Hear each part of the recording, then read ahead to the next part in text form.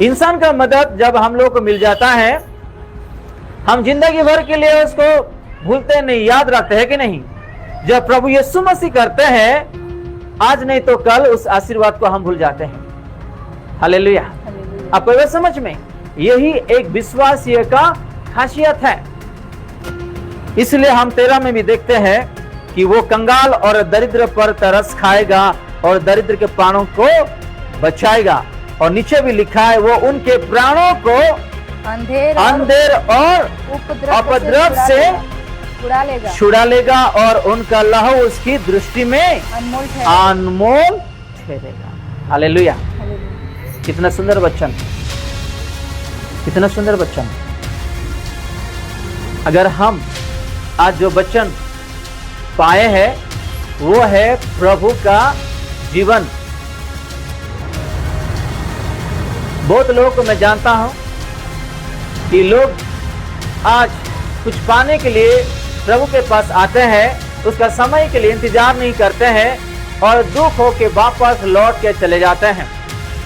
99 तक हम पहुंचे हैं, एक जो संख्या रह गया है, जो 100 होने में पूरा होने के लिए जो एक संख्या जो बचा हुआ है, हम एक संख्या के लिए हम इंतजार नहीं करते हैं। हालेलुया। आज हम प्रार्थना में आलसी हैं, कले से आने में आलसी है, वचन पढ़ने में आलसी है, मन फिराने में, परिवर्तन होने में आलसी है और आत्मिक जीवन में आगे बढ़ने में आलसी है। इस चीजों को हर विश्वासी ध्यान देना चाहिए। अगर हम ध्यान नहीं देंगे तो हमारे जीवन में कुछ आशीर्वाद नहीं मिलने वाला, हम आगे बढ़ नहीं पाएंगे। प्रभु आज नहीं तो कल आएंगे। आज हम तैयारी है क्या? अपने जीवन को हम तैयारी किए क्या? पहले हम अपना जीवन के लिए सोचना है, अपना आत्मा के लिए सोचना है। खाना पीना, घर, नौकरी या आपका बिजनेस, पढ़ाई, ये तो हमेशा जीवन भर में लगा हुआ रहेगा, उस चीजों के लिए ध्यान नहीं देना। हम अपना जीवन के लिए आज तैयार है कि जब प्रभु यीशु मसीह आ रहे हैं लेकर के जाने के लिए बदलों पर, हम अपने जीवन को तैयारी किए हैं या नहीं? या आज भी पैसा कमाने में, बड़ा इंसान बनने में या घर खरीदने में अच्छी बात है, अपना जीवन के लिए आशीर्वाद चीज है, लेकिन अपना आत्मा से भर के ये चीज हमारे लिए मायने नहीं रखता है। आपको वह समझ में, अगर हम अपने आत्मा के लिए अगर नहीं सोचेंगे तो हम कुछ नहीं है। आप पीछे बैठ जाइए ब्रदर, आप वो पीछे बैठ जाइए, वहां पीछे बैठ जाइएगा, लास्ट में बैठ जाइएगा। आपको वह समझ में, अगर हम नहीं लेके बैठ जाइएगा, कोई बात नहीं। अगर हम अपना आत्मा के लिए नहीं सोचेंगे तो हम विश्वासी हो के प्रभु यीशु मसीह को जान के कुछ फायदा भी नहीं। बपतिस्मा लेके, प्रार्थना करके, कलीसिया आके कुछ फायदा है नहीं। हालेलुया। आपको ये समझ में, नौकरी जीवन भर के लिए लगा हुआ रहेगा, बिजनेस और पढ़ाई और सुख दुख जीवन भर के लिए लगा हुआ रहेगा। अगर हम अपने आत्मा के लिए अगर हम नहीं चिंता करेंगे और आत्मिक जीवन में बढ़ने के लिए कोशिश नहीं करेंगे, हम यीशु मसीह को जान के, सेवा करके या हम प्रार्थना करके या और बपतिस्मा लेके भी कुछ फायदा है नहीं। जो लोग प्रभु के लिए जीते हैं, उसके राज्य के लिए जीते हैं, हमेशा प्रभु ऐसे लोगों के लिए खुश होते हैं। हालेलुया। जो अपना माँ बाप का बात, अपना बच्चा यानी कि अपने बेटे और बेटी सुनता है, अपना माँ बाप भी खुश हो जाते हैं, क्योंकि अपना माता पिता का फर्ज को वो निभा रहा है। तो अपना यीशु मसीह भी ऐसी खुशी होते जब हम उसके वचनों में जीते और चलते हैं। और एक वचन हम देखेंगे उसी भजन संगीत 82 अध्याय उसका 4 में क्या लिखा है। थोड़ा आगे जाइएगा। 84 कंगाल और निर्धन को बचा लो, 82 का 4 हाथ से उन्हें छुड़ाओ। यहाँ लिखा है, कंगाल और निर्धन को बचा लो, दुष्टों के हाथों से उन्हें छुड़ाओ। अगर आपके दृष्टि में, मेरी दृष्टि में ऐसे कंगाल लोग फंसे हुए हैं जो आज कोई उसका मदद करने वाले आगे पीछे है नहीं, तो उसको मदद करने के लिए भी प्रभु का वचन हमको आज सिखाता है। किसी को आज खाने के लिए नहीं है, आपको लगता है कि इसको खाने के लिए आवश्यकता है, थोड़ा हम खाना दे देंगे।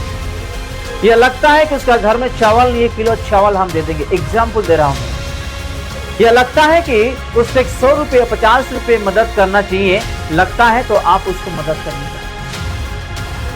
या किसी बंधनों में है वो, उसको आप छुड़ाइएगा, खड़े होइएगा और उसके लिए प्रार्थना विनती करिएगा ताकि प्रभु उसको आजादी दे। हालेलुया। इसलिए यहाँ पे हम देखते हैं, कंगाल और निर्धन को बचा लो, दुष्टों के हाथों से उन्हें छुड़ाओ। ये दुष्ट जो शब्द हम देखते हैं, दो प्रकार का उदाहरण देता हूं मैं। एक दुष्ट जो है दुष्ट आत्मा है, और एक दुष्ट लोग जो है ऐसे लोगों को सताने वाले। आपको ये बात समझ में? यहाँ पे जो दुष्ट लिखा है, दुष्टों, एक होता है कि शैतान, और एक होते हैं जो अपना शत्रु। आपको ये बात समझ में? दो प्रकार का होता है। तो हम ऐसे चीजों के लिए भी ध्यान देना जो आज फंसे हुए हैं। चाहे किसी को आज नौकरी नहीं है, थोड़ा मदद कर लो कि ताकि उसको एक नौकरी मिल जाए। हालेलुया। एक बंधन में है जो ढूंढ रहा है लेकिन उसको नौकरी नहीं मिल रहा है। एग्जाम्पल दे रहा हूं मैं। 4 फिर से पढ़ते हैं, कंगाल और निर्धन को बचा लो, दुष्टों के हाथों से उन्हें छुड़ाओ। हो सकता है शैतान के कुछ चीजों में वो फंस गया है। आज भी ऐसे है जो लोग दारू और अलग अलग चीजों में फंसे हुए आज भी बाहर नहीं आ पा रहे हैं। ऐसे लोगों को छुड़ाओ, मदद करो, प्रभु के भवन में ले आओ, प्रभु के बारे में बताओ, उसके लिए प्रार्थना करो, वचन सुनाओ। ऐसे कुछ लोग हैं जिस लोगों को आज नया शहर भी आए, एग्जाम्पल दे रहा हूं, उसको कुछ काम भी नहीं है या घर भी नहीं मिल रहा है, कहीं बस स्टॉप में सो रहे या कहीं ब्रिज के नीचे सो रहे हैं, थोड़ा मदद करो। अगर हम मसीह है तो हम दयालु होना चाहिए। क्या? दयालु। प्रभु जैसा दया है, हमारा हृदय में भी ऐसा दया। हमारे हाथ में जितना होगा हम उतना कोशिश करेंगे। एग्जाम्पल, मेरे पॉकेट में 100 रुपए है, मैं 10 रुपए तो उसको मदद कर सकता हूं। मैं उदाहरण दे रहा हूं आपको। अगर हम उसके बेटे बेटी के लिए अगर हम नहीं सोचेंगे, उसका बच्चन के लिए नहीं सोचेंगे, जैसे वो दया अपने जीवन में किया, किसी और के लिए दया हम नहीं करेंगे, हम मसीहों के कुछ फायदा नहीं है। आपको ये बात समझ में? एक विश्वासी भाई पड़ोस में है, हम जानते हैं कि भाई उसके जीवन में कि पैसा नहीं है, नौकरी नहीं है, खाने पीने का चीज नहीं। अगर हम यहाँ पे घर में अच्छा चीज खा के हम अपने परिवार के साथ खुश है तो हम मसीह नहीं हो सकते।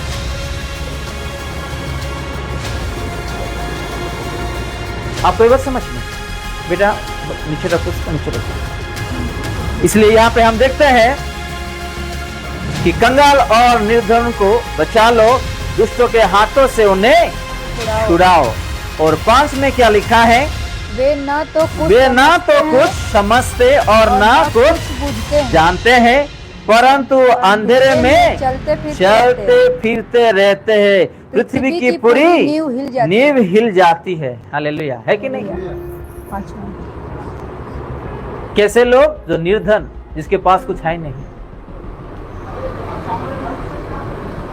जिसके पास धन है ही नहीं, पैसा नहीं, मदद नहीं करने वाले कोई है नहीं, वो भटक जाते हैं। तो उन लोगों को रास्ता दिखाना हमारा फर्ज बनता है।